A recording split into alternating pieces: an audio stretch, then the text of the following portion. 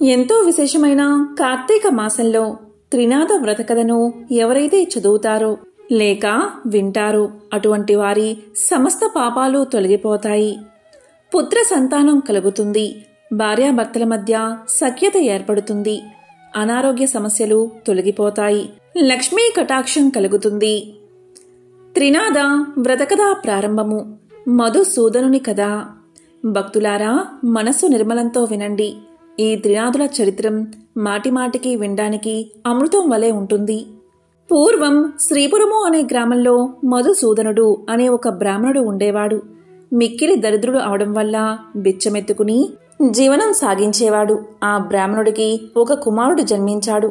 తల్లికి పాలు లేనందున పిల్లవాడు ఎలా బతకగలడు? పాలు చాలనందున ఆ బాలుడి శరీరం దినదినము కృశించుచున్నది. ఆ బాలుడు చిక్కుపోచున్నందున ఆ బ్రాహ్మణుడి భార్య పెనిమిటితో ఇలా పలికింది: అయ్యా, నేను చెప్పే మాట శ్రద్ధగా వినండి. మన పిల్లవాడికి పాలు నిమిత్తం పాలుగల ఒక ఆవును తీసుకోండి అని చెప్పగా ఆ మాట విని భర్త ఏమని చెప్పాడు అంటే, ఓసి, నీకు వెర్రి పట్టిందా? మనం చూస్తే కడు బీదవారం. పాలు ఇచ్చే ఆవు ఎలా దొరుకుతుంది? ధనరత్నాలు మన దగ్గర లేవు. నేను లోకంలో ఏ విధంగా గణ్యత పొందుతాను? ఎవరికైతే ధన సంపదలు కలిగి ఉండెనో వారికే లోకమంతా మర్యాదలు చేస్తుంది. అలాంటి వారికే లోకమంతా భయపడతారు.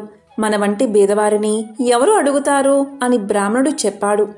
భార్య దానికి ఎంతో దుఃఖించినదై, ఓ బ్రహ్మదేవుడా, నీవు మా వంటి బీదవారింట్లో ఈ బిడ్డను ఎందుకు పుట్టించావు? ఏమి తిని ఈ బిడ్డ బతుకుతాడు? ఈ శిశుహత్య నాకు చుట్టుకుంటుంది అని దుఃఖిస్తూ ఉండగా పిల్లవాని ఘోష చూసి ఏమీ తోచక ఆ బ్రాహ్మణుడు చింతాక్రాంతుడై విచారించి తన ఇంటిలో ఉన్న కమండలం వగైరా చిల్లర సామాన్లు సంతలో అమ్మి ఆ అమ్మిన సొమ్ము 5 రూపాయలు జాగ్రత్తగా పట్టుకుని వెళ్లి భార్య చేతికి ఇవ్వగా ఆమె ఆ సొమ్ము చూసి ఎంతో సంతోషించి పెనిమిటిని చూసి ఇలా పలికింది: అయ్యా, ఈ సొమ్మును తీసుకువెళ్లి పాలిచ్చే ఆవును కొని తీసుకురండి అని చెప్పింది. ఆ విధంగా భార్య చెప్పిన మాట ప్రకారం ఆ బ్రాహ్మణుడు ఆ రూపాయలు పట్టుకుని గ్రామాలు తిరిగాడు. ఇలా తిరుగుతూ పెద్ద భాగ్యవంతుడైన షావుకారుండే గ్రామానికి వెళ్ళాడు. ధనధాన్యాలు పరిపూర్ణమై కుబేరుడితో ఆ షావుకారు సరి సమానంగా ఉన్నాడు. అతని ఆవులన్నీ పాలతో నిండి ఉన్నాయి. దైవఘటన మాత్రం మరో విధంగా ఉంది. అతని ఆవులలో బోధ అనే ఆవు ఉంటుంది. అది చాలా దుష్ట బుద్ధి కలది. బయటకు మేతకు వెళ్తే పరుల వ్యవసాయంలో చొరబడి తినివేస్తూ ఉండేది. ఒకరోజు షావుకారు చూస్తూ ఉండగాని పెరవారి పొలంలోనికి చొరబడి పండిన పంట తినివేస్తూ ఉంది. అది చూసిన షావుకారు అతి కోపంతో ఏమన్నాడంటే, ఇంక దీని ముఖం చూడకూడదు. ఆవును ఇప్పుడే అమ్మేస్తాను. ఇది 50 రూపాయలు అయినప్పటికీ నాకు మంజూరు లేదు. ఇప్పుడు బేరం వస్తే 5 రూపాయలకే ఇచ్చేస్తాను అనేసరికి మధుసూదనుడు అనే బ్రాహ్మణుడు ఆ మాటలు విని షావుకారుతో ఇలా పలికాడు: షావుకారు, వినండి. 50 రూపాయల ఖరీదు గల ఆవు అయినప్పటికీ అందుకు మీకు మంజూరు లేదు. ఆ 5 రూపాయలు నేనే ఇస్తాను. ఆవు దూడ రెండూ నాకు ఇప్పించండి అని అనగానే షావుకారు ఇలా అన్నాడు: ఓ బ్రాహ్మణుడా, నీకు వెర్రి పట్టిందా అని అన్నాడు. దానితో బ్రాహ్మణుడు ఇలా పలికాడు: మీరు షావుకారులై ఉన్నారు. మీ మాట మీరు నిలుపుకోండి. మాట తప్పితే మీరు అసత్యవంతులు అవుతారు అని అన్నాడు. ఆ బ్రాహ్మణుడు అన్న మాటలు షావుకారు విని తన మదిలో విచారించి తెలియక అనివేశాను, ఈ బ్రాహ్మణుడు ఎక్కడి నుండి వింటున్నాడో? ఈ ఆవును అతనికి ఇవ్వకపోతే నాకు అసత్యం ప్రాప్తిస్తుంది కదా అని బ్రాహ్మణుని చూసి చెయ్యి చాచాడు. వెంటనే సొమ్ము పుచ్చుకుని ఆవును దూడను బ్రాహ్మణుడికి షావుకారు ఇచ్చేశాడు. ఆ ఆవును చూడగానే బ్రాహ్మణ స్త్రీ చంద్రుని చూసిన కలువవలే సంతోషపడింది. వెంటనే పాలు పితికి కుమారుడికి పోసి ఆనందాన్ని చెందింది. ఇలా కొన్ని రోజులు గడిచిపోయాయి. తరువాత ఆవు ఎటుపోయిందో కనిపించలేదు. పొద్దుపోయే వేళయింది. ఆవు రాకపోవడం చూసి బ్రాహ్మణుడు వెతకడం మొదలుపెట్టాడు. వీధుల్లోనూ సమీపంలో ఉన్న వ్యవసాయ భూముల్లోనూ చూశాడు. ఆవు కనిపించలేదు. తెల్లవారగానే నిద్ర మేల్కుని ఆవును వెతకడానికి బయలుదేరి కొంత దూరం నడిచి అక్కడికి వెళ్లి తోటలో ఒక చెట్టును చూశాడు. మధుసూదనుడికి త్రినాద దేవతలు దర్శనం ఇవ్వడం. అది ఒక గొప్ప మర్రి చెట్టు. పైన 3 మనుషులు కూర్చుని ఉన్నారు. వారు వరుసగా బ్రహ్మ విష్ణు మహేశ్వరులు. వారే త్రిమూర్తులు. అటువంటి చెట్టు కింద బ్రాహ్మణుడు కూర్చుని ఆయాసం తీర్చుకుని లేచిపోతూ ఉండగా త్రిమూర్తులు బ్రాహ్మణుడితో ఇలా అన్నారు. ఓ విప్రుడా, నీ మనసుకు ఎందుచేత దుఃఖం కలిగింది? నీవు ఎక్కడికి వెళ్తున్నావు? ఆ సంగతి మాతో చెప్పు అనగానే బ్రాహ్మణుడు 2 చేతులు జోడించి, అయ్యా, నేనొక్కడు బీదవాడిని, బిచ్చమెత్తుకుని బతికేవాడిని. నాకు ఒక ఆవు ఉన్నది, అది కనిపించడం లేదు. ఈరోజు శ్రీపురం సంత అవుతున్నది. ఆ సంతకు వెళ్ళి దానికోసం వెతుకుతాను. ఎవరైనా దొంగలించి తీసుకుపోతే ఆ సంతలోనే అమ్ముతారు కదా. త్రినాథ స్వాములారా, ఈ ఉద్దేశంతోనే నేను వెతుక్కుంటూ వెళ్తున్నాను అని తన సంగతి తెలియచేశాడు. అది విన్న త్రిమూర్తులు బ్రాహ్మణుడుకు ఏం చెప్తున్నారు అంటే, నీవెలాగూ సంతకు వెళ్తున్నావు కదా, మా నిమిత్తం ఏమైనా కొన్ని దినుసులు తీసుకురా అని త్రిమూర్తులు అనగా బ్రాహ్మణుడు ఏమి దినుసులు కావాలి అని అడిగాడు. దానికి త్రిమూర్తులు ఇలా పలికారు. 1 పైసా ఆకుచెక్క, 1 పైసా నూనె మాత్రం తెచ్చి ఇమ్మన్నారు. ఆ మాటలు విని బ్రాహ్మణుడు ఏం చెప్పాడు అంటే, ఓ త్రిమూర్తులారా, నాకు పైసలు ఎక్కడ దొరుకుతాయి? నా దగ్గర ఒక అనా పైసా కూడా లేదు. నేను బీదవాడిని కదా, బిచ్చమెత్తుకుని జీవించేవాడిని కదా అని పలకగా త్రిమూర్తులు ఏమన్నారంటే, ఓ బ్రాహ్మణుడా, విను. అదిగో ఆ గోరంటు పొద కనిపిస్తున్నది కదా, దాని మొదట 3 పైసలు ఉన్నాయి. నువ్వు వెళ్ళి ఆ పైసలు తీసుకో అని అనగానే ఆ మాటలు విన్న బ్రాహ్మణుడు అక్కడకు వెళ్ళి ఆ గోరంటు గడ్డి మొదలు పైకి లాగేసరికి 3 పైసలు దొరికాయి. ఇంకా పైసలు ఉంటాయేమో అని ఆ చెట్టును ఇంకా పైకి లాగుతూ ఉన్నాడు. అది చూసిన త్రినాదుల వారు, బ్రాహ్మణుడా, నీకు వెర్రి పట్టిందా? అందులో పైసలు ఇంకా లేవు. ఎంత దొరికితే అంతే ఉంటాయి అన్నారు. ఆ మాటలు బ్రాహ్మణుడు విని అక్కడి నుండి వెళ్ళిపోయాడు. కొంత దూరం వెళ్ళి తిరిగి వచ్చి ఆ చెట్టు కింద నిలిచి చేతులు జోడించగా త్రినాదులు ఇలా పలికారు. ఓ విప్రుడా, తిరిగి ఎందుకొచ్చావు అని అనగా బ్రాహ్మణుడు 2 చేతులు జోడించి ఇలా అన్నాడు. అయ్యా, మీరు చెప్పిన వస్తువులు నేను ఎలాగూ తెస్తాను, మరి వాటిని ఎలా తీసుకురావాలి అని అడగగా నీ పై మీద గావంచలో తెమ్మని అన్నారు త్రినాదులు. అందుగా బ్రాహ్మణుడు, గావంచలో నూనె ఎలా ఉంటుంది? మీరు జగత్కర్తలు, నాతో కపటంగా చెబుతున్నారు అని పలకగా త్రిమూర్తులు ఇలా పలికారు. ఓయి, నీతో కపటంగా చెప్పలేదు. మమ్ము తలుచుకుని నూనె గావంచాలో పోసి తీసుకురా అని చెప్పగా ఆ బ్రాహ్మణుడు శ్రీపురం సంతలో ప్రవేశించాడు. వెళ్ళి చూడగా తన ఆవు కనిపించలేదు. ఇక చేసేది లేక త్రినాదులు తెమ్మన్న సరుకులు తేవడం కోసం, అంటే నూనె, వక్కలు, గంజాయి తీసుకురావడానికి బజారుకు వెళ్ళాడు. బజారుకు వెళ్ళి తిలకనవానితో ఇలా పలికాడు. 1 పైసా నూనె ఈ గావంచాలో పొయ్యి అన్నాడు. అందుక తిలకలవాడు ఆశ్చర్యపడి, ఈ బ్రాహ్మణుడు పిచ్చివాడు కాబోలు అని నూనె లేదు అని చెప్పాడు. అక్కడి నుండి వెళ్ళి ఒక ముసలి తిలకలవానిని నూనె అడిగాడు బ్రాహ్మణుడు. అంత ముసలివాడు ఇలా అన్నాడు. దిగమట్టు నూనె ఎంతటిది కావాలి అని అడగగా 1 పైసా నూనె మాత్రం ఇమ్మని అన్నాడు బ్రాహ్మణుడు. తిలకలవానికి గావంచా చూపించాడు. అప్పుడు తిలకలవాడు ఇలా అనుకున్నాడు. ఈ బ్రాహ్మణుడు వికార్పువాడు కాబోలు, వీణ్ణి మోసం చేసి పైసాలు తీసుకుంటాను అని ఆలోచించి కొలత పాత్ర తిరగవేసి నూనె కొలత వేసి ఇచ్చాడు. విప్రుడు గావంచా కొన చెంగు పట్టుకుని అక్కడి నుండి వెళ్ళిపోయాడు. అంతే, తిలకలవాని కుండలో నూనె కొంచెమైనా లేకుండా పోయింది. అది చూసి తిలకలవాడు మూర్ఛపోయాడు. తిలకల వాళ్ళందరూ పరిగెత్తుకు వచ్చి ముసలవాని ముఖంపై నీళ్లు చల్లి సేద తీర్చి కూర్చోబెట్టారు. ఏం చెప్తాను, ఎక్కడ్నుంచో ఒక బ్రాహ్మణుడు వచ్చి గిద్దెడు నూనె కొన్నాడు. ఇప్పుడు ఇలా వెళ్ళిపోయాడు. అతను అలా వెళ్ళగానే నా కుండలో 1 చుక్కైనా నూనె లేదు అని చెప్పగా అందరూ తిలకల వాళ్ళు ఎంతో బాధపడ్డారు. ఆ విప్రుడు మా వద్దకు వచ్చి మమ్మల్ని కూడా నూనె అడిగాడు.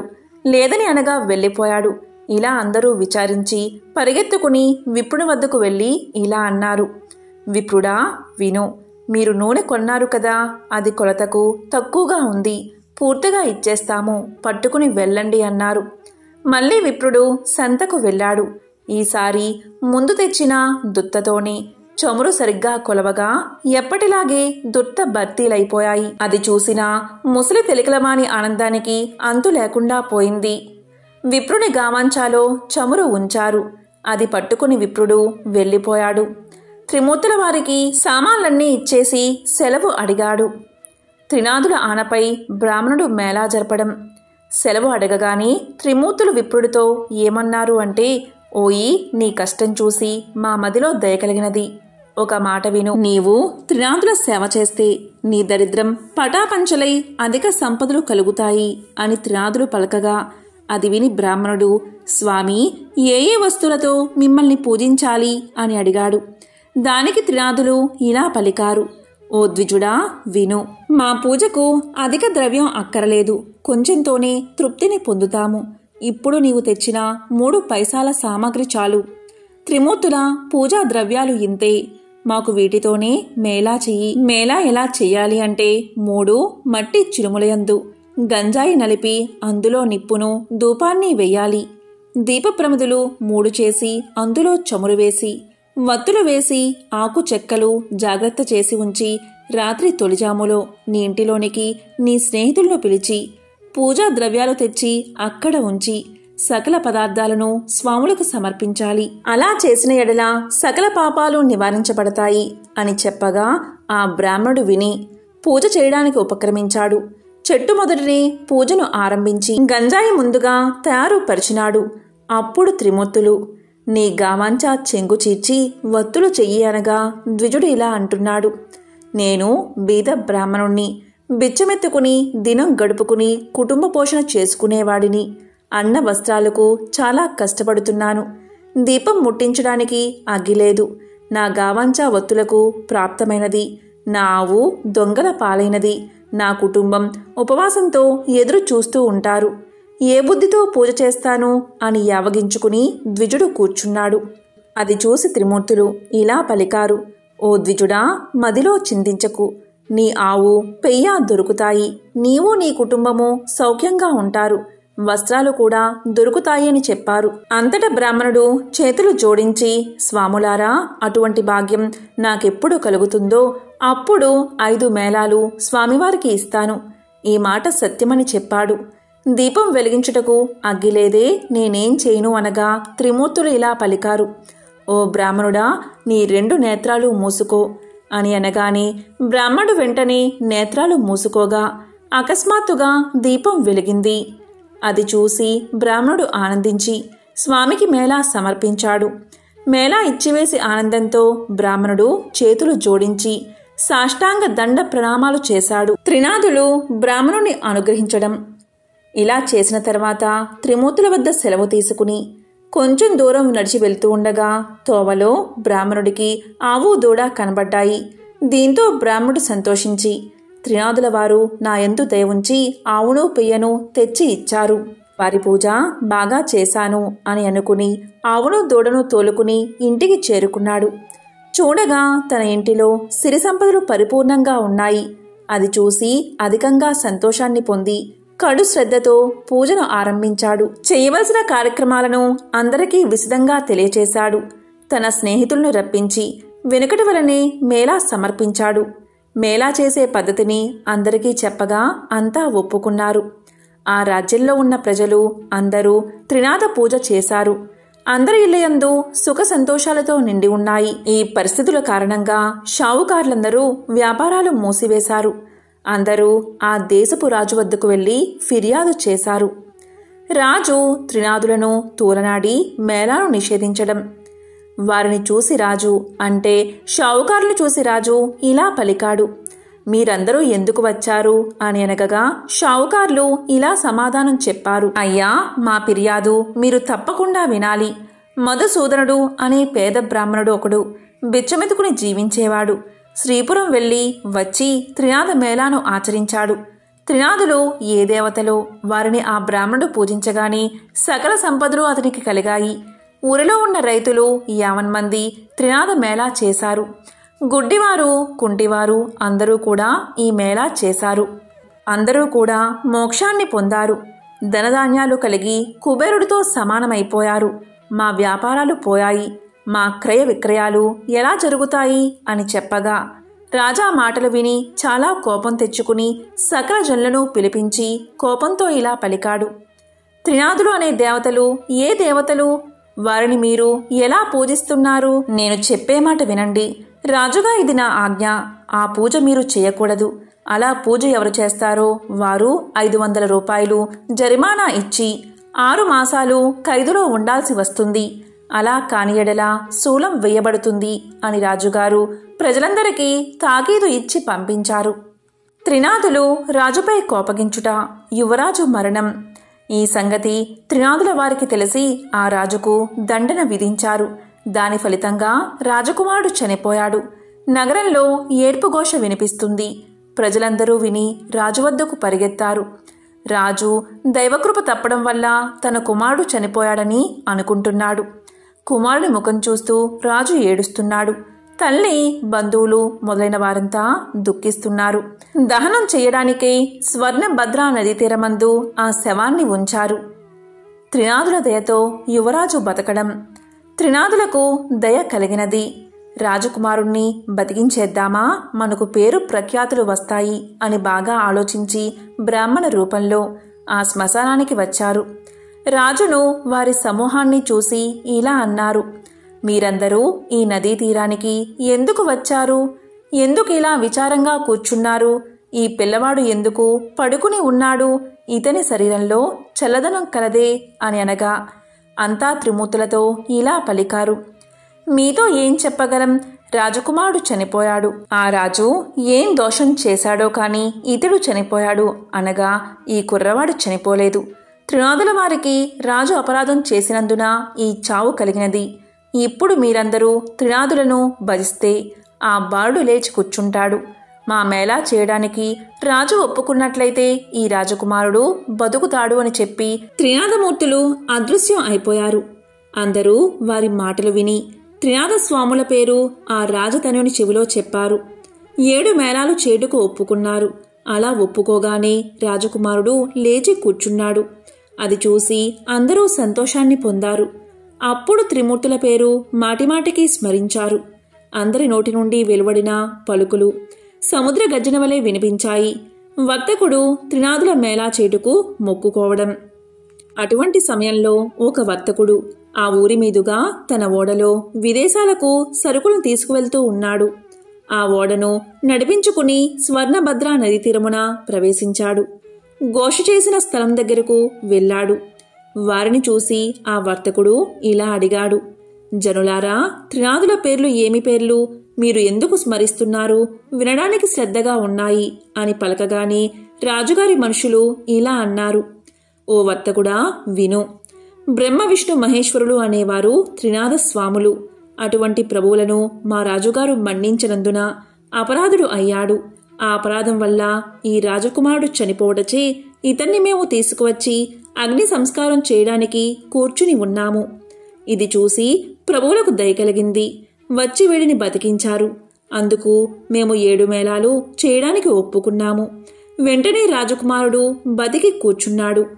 ఈ విధంగా రాజుగారి మనుషులు చెప్పగా విని షావుకారు మదిలో సంతోషించి అటువంటి ప్రభువు ఎక్కడ ఉంటారు?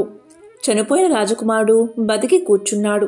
నా ఓడలు ఒడ్డున అడ్డుకుని ఉన్నా. నేను ఈ ఓడపై వెళ్లి వస్తాను. నా ఇంటికి సుఖంగా చేరుకుంటాను. నాకు వ్యాపారంలో నష్టం రాకపోయినట్లయితే ప్రభుల వారికి 5 మేళాలు చేస్తాను. ఇలా మనసులో సంకల్పం చేసుకుని ఓడపై కూర్చుని నడిపించుకుని వెళ్ళిపోయాడు. పైదేశం వెళ్లి అక్కడ గొప్ప లాభాన్ని పొంది తిరిగి వచ్చి ఓడ నడిబొడ్డున లంకరు వేయించి ఇంటికి వెళ్ళాడు. మేళా చేయకపోవడం వల్ల ఓడ మునిగిపోవడం. తన నౌకర్లందరూ ఓడలోని ధనాన్ని మోసుకుపోయారు.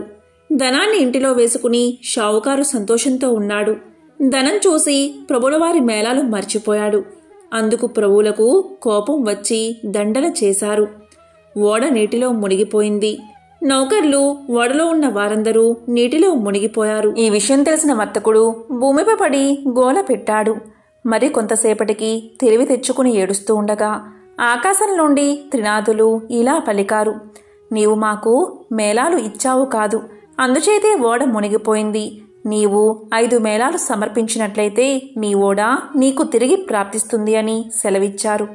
అది విని షావుకారు మదిలో దుఃఖించి, ముందు నేను సంకల్పం చేసి ఉన్నాను, ప్రభువుల మహిమను మరిచిపోయాను, ఇప్పుడే త్రినాథుల వారికి మేళా ఇస్తాను అని మదిలో నిశ్చయించుకుని మేళాకు కావాల్సిన సామాగ్రి తెప్పించి స్నేహితులను రప్పించి ప్రభువుల వారికి మేళాను సమర్పించి ప్రార్థించాడు.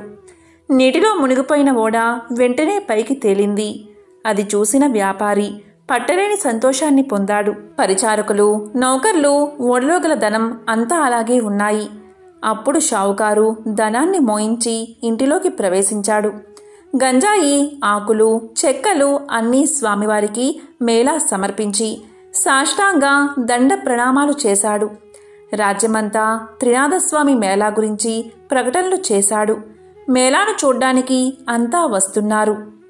ఇటువంటి స్థితిలో గుడ్డి వాడొకడు తోవను పోయేవారితో, అన్నా మీరెవరు, మీ పేరేమిటి, మీరెక్కడకు వెళ్తున్నారు అని పలికాడు. వారు మేళా చూడ్డానికి వెళ్తున్నాము అని సమాధానం చెప్పారు. అది విన్న గుడ్డివాడు, అన్నా నాకు కళ్ళు లేవు, మీరందరూ నేత్రాలతో చూస్తారు, నేను దేనితో చూస్తాను అని అనగా మేళాకు వెళ్లేవారు ఇలా పలికారు, గుడ్డివాడా, త్రినాథస్వామి వారిని భజించు, నీ కన్నులు బాగా కనబడతాయి, ప్రభువుల వారి మహిమ చూడవచ్చు అని చెప్పి వారంతా మేళా వద్దకు ప్రవేశించారు. గుడ్డివాడు ఆ తోవలో కూర్చుని స్వామివారిని భజన చేస్తూ ఉండగా కొంచెం కన్నులు కనిపించాయి. అప్పుడు గుడ్డివాడు కొంత దూరం పోయాడు. దారిలో ఒక సొట్టవాడు కూర్చుని ఉన్నాడు. అతన్ని చూసి, నీవు గుడ్డివాడవు, ఇంత కష్టంతో ఎక్కడికి వెళ్తున్నావు అని అడిగాడు సొట్టవాడు. గుడ్డివాడు ఇలా పలికాడు, అన్నా నేను మేళాన్ని చూడ్డానికి వెళ్తున్నాను.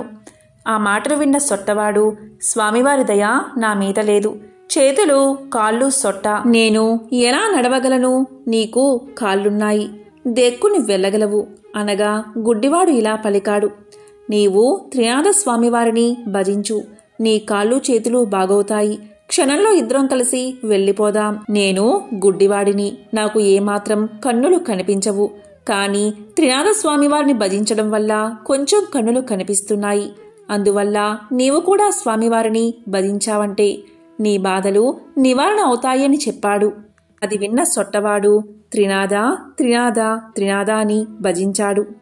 గుడ్డివాడితో ఇలా పలికాడు, నీకు కాళ్ళున్నాయి కదా, నువ్వు నడవగలవు, నేను ఎలా నడవగలను, నన్ను నీ భుజం మీద కూర్చోబెట్టుకుని నెమ్మదిగా నడిచి వెళ్ళు, నేను త్రోవ చూపుతూ ఉంటాను, నిశ్చింతగా ఇద్దరము మేళాకు చేరుకుందాము అని సొట్టవాడు చెప్పాడు.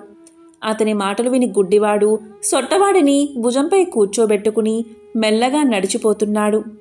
నేస్తం, నా నేత్రాలు నిర్మలంగా కనిపిస్తున్నాయి అని అనగా సొట్టవాడు, అయ్యా ఇప్పుడు నేను నడిచిపోగలను. ఈ విధంగా గుడ్డివాడు సొట్టవాడు కలిసి త్రినాథస్వామి మేళా దగ్గరలోకి ప్రవేశించారు. ఇది ఇలా ఉండగా ఆ మేళా జరిగే స్థలానికి నిత్యము ఒక వైష్ణవుడు వస్తూ ఉండేవాడు. అతడు త్రినాథ మేళా చెల్లకుండా ఇంటికి ఎప్పుడూ వెళ్ళిపోతూ ఉంటాడు. అతన్ని ఈ పొద్దు మన స్థానమందు కూర్చోబెట్టవద్దు అని అనుకుని మేళా చేసే వారంతా, వైష్ణవుడు రాగానే చూసి మేళా చెల్లించకుండా నీవు వెళ్ళిపోతున్నావు, కాబట్టి నిన్ను మేళా వద్దకు రాకుండా ఆపు చేయడమైనది అని చెప్పగా వైష్ణవుడు ఏమన్నాడంటే, నాయన్లారా, అపరాధం క్షమించండి, ఇక నుండి మేళా కాకుండా వెళ్ళను, నేను నికరంగా చెప్తున్నాను, నా గురువు ఇక్కడకు వచ్చినా సరే విడిచి వెళ్ళను అని పలికాడు ఆ వైష్ణవుడు. దైవయోగమున ఆ క్షణమే ఆ వైష్ణవుడి గురువుగారు వచ్చి ఇంట్లోకి ప్రవేశించాడు. నా శిష్యుడు ఎక్కడ ఉన్నాడు, ఎక్కడికి వెళ్ళాడు, ఈరోజు కనిపించలేదే అని వైష్ణవుడి గురించి అతని తల్లిని అడిగాడు. అప్పుడు అతనితో ఆమె ఇలా చెప్పింది, నా కుమారుడు మేళా వద్దకు వెళ్ళాడు అని అనగానే గురువుగారు మేళా ఎవరిది అని అడిగారు. అందుకా ముసలిది, అది త్రినాథుని మేళా అని సమాధానం చెప్పింది.